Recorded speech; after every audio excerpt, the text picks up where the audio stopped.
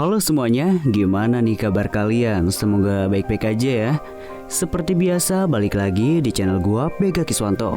Di video kali ini, gua bakal membahas sebuah film yang bergenre thriller, yang bakal ngebuat kalian deg-degan sepanjang film. By the way, film ini berjudul Highline yang dirilis pada tahun 2009. Film ini mengisahkan tentang 5 orang yang melakukan kegiatan mendaki gunung, di mana ternyata gunung tersebut dihuni oleh sosok misterius yang bahkan siap mengancam nyawa mereka semua. Penasaran kan gimana alur cerita dari film ini? Tanpa berlama-lama, kita langsung aja masuk ke alur ceritanya. Tapi sebelum itu jangan lupa buat like, komen, dan subscribe. Nyalain lonceng notifikasinya biar kalian gak ketinggalan setiap kali gue update.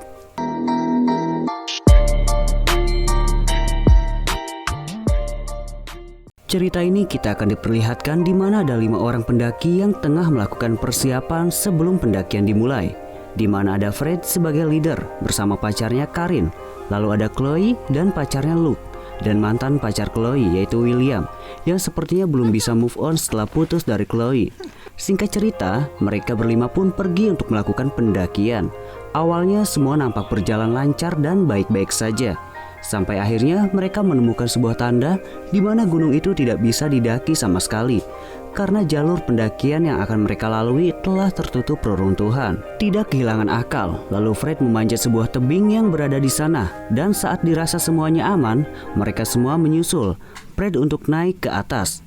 Setelah semuanya berhasil naik, mereka melanjutkan perjalanan hingga menemukan sebuah jembatan gantung yang sangat panjang dan terlihat sudah tua. Bahkan seperti jembatan ini sudah lama sekali tidak dipakai. Di awal semua berjalan lancar. Hanya namun terlihat Luke yang sedikit ketakutan saat melewati jembatan itu. Namun secara perlahan satu demi satu mereka sampai ke tebing yang lainnya. Saat itu hanya tersisa Karin untuk melewati jembatan, tapi secara tiba-tiba jembatan benar-benar runtuh. Fred dengan sangat cepat melempar tali dan menarik Karin, dan beruntung Karin berhasil selamat dari insiden tersebut. Tapi sialnya, jembatan yang menjadi jalan penghubung mereka untuk kembali turun malah rusak. Jadi mau gak mau mereka berlima harus melanjutkan perjalanan untuk mencari tali agar mereka bisa kembali dengan selamat.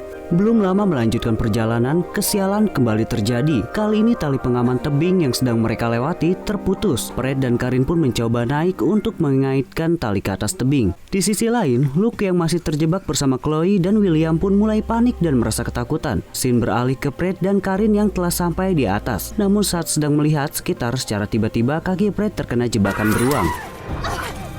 Karin pun mencoba membukanya, namun jebakan itu sangat kuat sekali. Kemudian di sini sudah mulai ada sesuatu yang tidak beres di puncak gunung tersebut. Karena tidak mungkin jika jebakan beruang bisa memasang dirinya sendiri kalau nggak ada yang sengaja memasangnya di sana.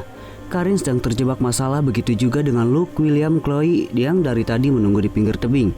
Fred pun menyuruh Karin untuk menolong mereka terlebih dahulu dan meninggalkan dirinya di sana. Tapi saat Fred sedang sendirian, tiba-tiba saja ia ada yang menariknya. Lalu saat Karin berhasil membawa naik mereka semua, Karin kembali ke tempat Fred tadi.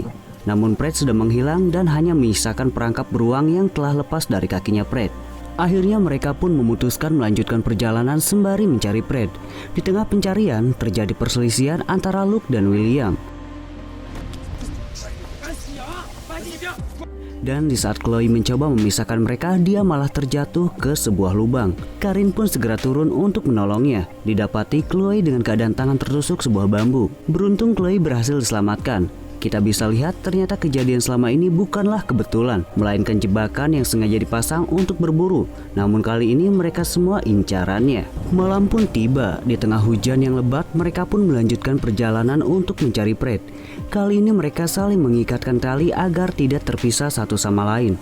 Belum sempat mereka menarik nafas dari kejadian sebelumnya, kali ini nasib buruk menimpa Karin. Tanpa diduga, sebuah panah misterius menancap tepat di dadanya. Chloe yang menyadari hal itu bergegas menolong Karin.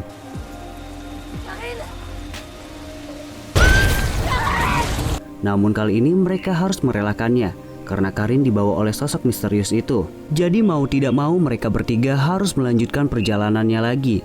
Meski dengan semua kegilaan yang terjadi, sampai di mana mereka menemukan sebuah gubuk tua.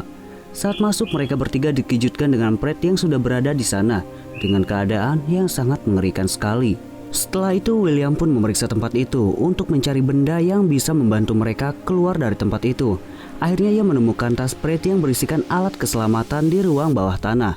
Dan di sana juga dia melihat sebuah coretan di dinding bertuliskan Anton, yang entah apa maksudnya itu. Namun saat William ingin naik kembali, tiba-tiba saja Luke datang dan merebut tas itu, serta mengunci William di sana, kemudian mengajak Chloe untuk kabur meninggalkan William. Chloe pun menolak dan terjadi sedikit perdebatan. Akhirnya William dan Chloe disekap di ruang bawah tanah. Dan sosok misterius itu adalah bernama Anton, seorang psikopat gila yang tinggal sendirian di dalam hutan. Kali ini psikopat itu membawa Chloe untuk dieksekusi. William yang bersamanya di sana pun tidak bisa berbuat apa-apa saat psikopat itu ingin melancarkan aksinya pada Chloe. Tapi tiba-tiba saja Luke kembali datang dan langsung melemparkan sebuah batu ke arah Anton. Lalu Anton pun langsung mengejarnya. Karena Anton teralihkan oleh Luke, akhirnya Chloe berhasil melepaskan ikatan dan langsung menolong William. Sementara Luke masih diburu oleh Anton. Chloe dan William pun segera pergi untuk membantu Luke. Kejar-kejaran antara psikopat dan Luke pun terjadi. Namun sialnya Anton berhasil menembakkan panah dan berhasil melukai paha kanan Luke. Walaupun terluka, Luke masih terus berlari sampai di mana dia ada di tepi jurang. Jadi mau gak mau dia harus melawan Anton. Luke pun berusaha menuruni bukit, namun dia malah hampir terjatuh. Tidak lama kemudian, Chloe dan William datang menolongnya. William pun meraih tangan Luke, tapi entah apa yang dipikirkan William, sepertinya dia memang ingin sekali si Luke jatuh, dan akhirnya Luke pun terjatuh. Setelah kehilangan Luke, kali ini giliran William. Karena tidak selang beberapa lama, sebuah anak panah tiba-tiba saja tertancap di kepala William. Dan sekarang tinggal menyisakan Chloe yang masih hidup. Chloe tidak dapat menahan amarah dan dengan cara brutal Chloe nekat melawan Anton. Perkelahian antara Anton dan Chloe pun tidak terhindarkan. Dan saat itu juga Chloe terpojokan dan terus-menerus mendapat serangan dari psikopat itu. Di sana Chloe langsung berteriak sambil menyebut nama Anton. Seketika berubah pada saat namanya dipanggil. Chloe yang tidak menyia-nyiakan kesempatan itu langsung menyerang balik Anton dan berhasil menyayat lehernya dengan cukup parah. Entah kenapa saat Chloe yang hendak menghabisi psikopat itu langsung menghurungkan niatnya dan memilih untuk pergi.